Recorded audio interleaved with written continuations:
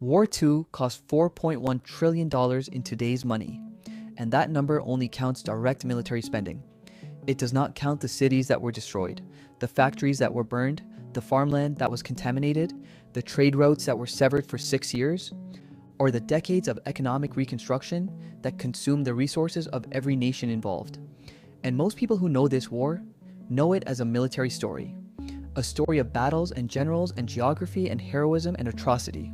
But the military story is almost secondary to the economic story, because World War II was not decided by the best army, or the best generals, or the most courageous soldiers.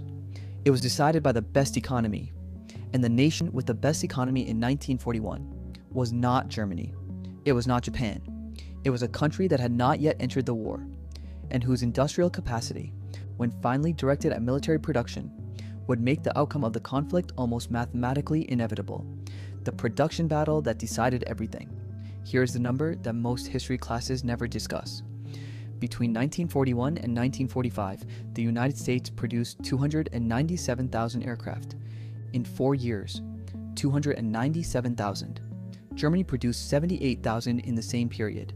America produced nearly 4 times as many aircraft as Germany, while simultaneously fighting in the Pacific, supplying allies through Lend-Lease, and maintaining a civilian economy that kept its population fed and productive. The tank production ratio was similar. America and its allies outproduced Germany in almost every category of military hardware. Not because American engineers were smarter, not because American soldiers were braver, but because the American industrial base in 1941 was the largest and most sophisticated manufacturing system that had ever existed on Earth. And once that system was converted from civilian to military production, the German and Japanese militaries were fighting not just the American Army and Navy. They were fighting the entire productive capacity of a continent-sized industrial economy that could replace its losses faster than they could be inflicted. The Lend-Lease secret weapon. Here's the economic mechanism that most history students learn about briefly and then forget, but which may have been more decisive than any single military battle of the entire war. Lend-Lease, beginning in March 1941. Before America formally entered the war, the United States began supplying military equipment, food, raw materials, and industrial goods to its allies, without requiring immediate payment. Total Lend-Lease transfers over the course of the war reached $50.1 billion in 1945 dollars, approximately $750 billion in today's money. $31.4 billion went to Britain, $11.3 billion went to the Soviet Union, and the Soviet share of that assistance was arguably the most strategically significant transfer of resources in military history. The Soviet Union received from America, through Lend-Lease, nearly 500,000 military vehicles, including 400,000 jeeps and trucks, that gave the Red Army the mobility to conduct the massive offensive operations of 1943 and 1944, along with food that fed millions of Soviet soldiers and civilians, metals that went into Soviet tanks and aircraft, and communication equipment that the Soviet military command structure depended on.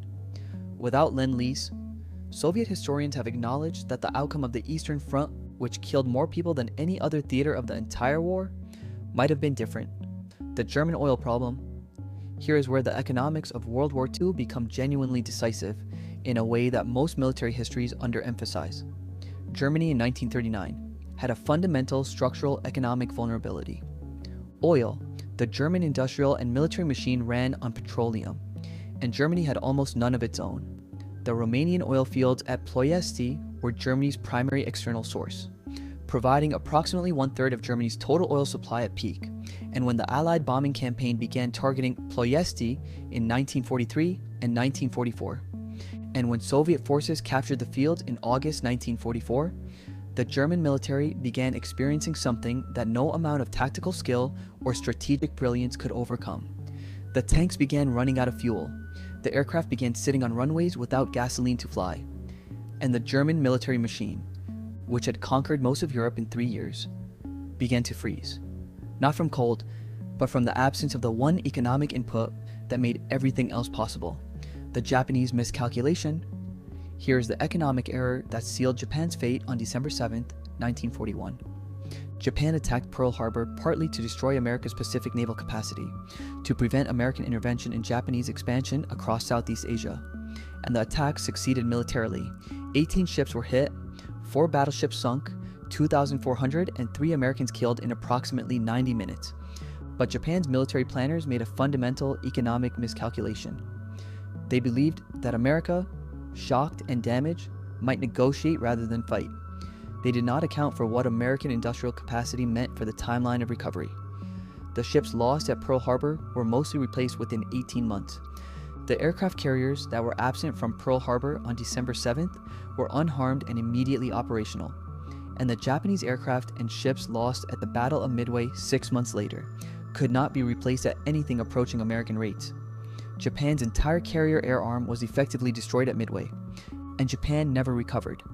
Not because of tactics, but because Japanese industrial capacity could not rebuild what American pilots destroyed, the economic war against civilians. Here is the dimension of World War II economics that is least discussed and most significant for understanding the modern world that emerged from it. The deliberate targeting of economic infrastructure. Germany bombed British cities partly to destroy industrial production.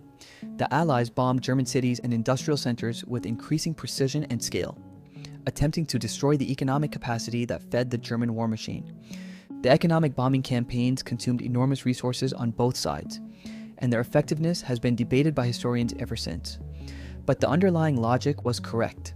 A military force without economic support, without factories producing weapons, without refineries producing fuel, without agricultural systems producing food, eventually stops fighting.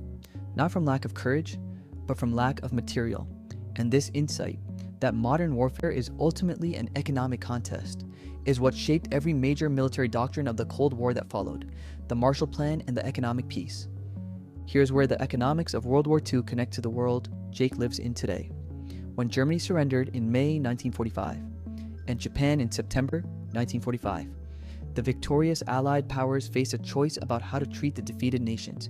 After World War I, the victors had imposed the Treaty of Versailles, which extracted enormous reparations from Germany, and created the economic devastation and resentment that arguably made World War II inevitable.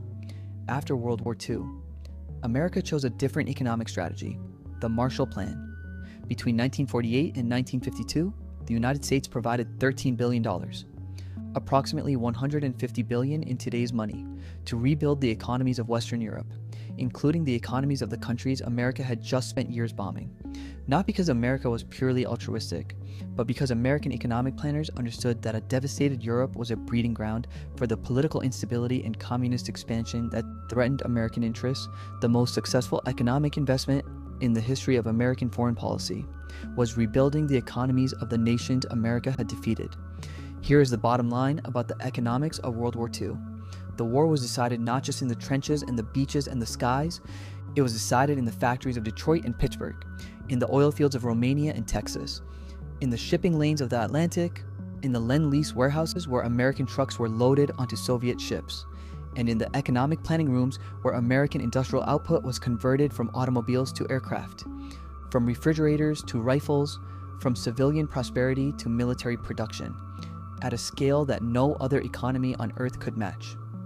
World War II teaches the same lesson that every economic conflict teaches, that the side with the greater productive capacity, the deeper resources, the more resilient supply chains, and the stronger financial system eventually wins.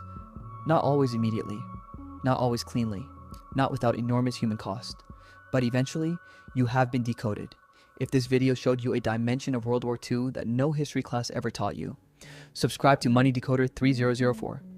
Every single week, we decode the economic forces that have shaped history and continue to shape the world every American lives in today.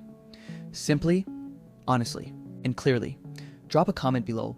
Do you think the economic advantage was the primary reason the Allies won World War II? Tell me what you think. I read every single comment, and I will see you in the next decode.